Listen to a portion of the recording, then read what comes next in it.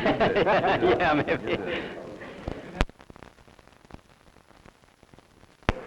Mr. Beame, will you tell us your thinking on revenue sharing?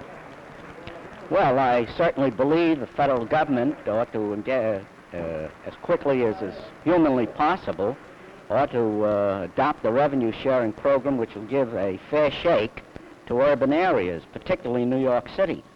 We send approximately $12 billion a year in taxes to the federal government, and we get back about $1.5 billion. That's about 12 cents on every dollar we send to Washington. That seems to me very inequitable and very unfair.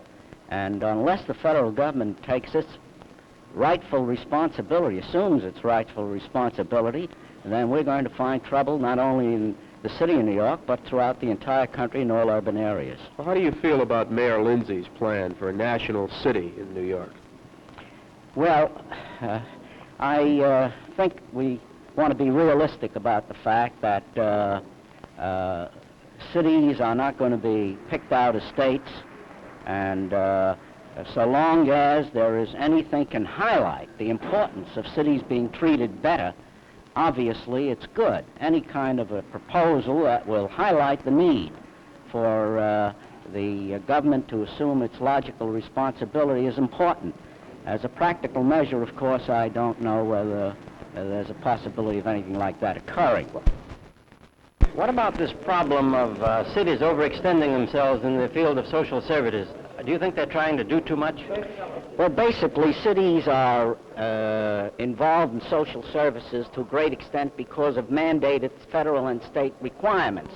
If the federal government assumed its responsibility of taking over welfare and standardizing the requirements and the eligibility with due regard for each region, their cost of living, then it would seem to me that it would tend to stop the flow of people to areas like New York City, where they feel, in many cases, they can be helped and are not getting the help where they are. So this is a national problem, and I think that's the key to the whole thing.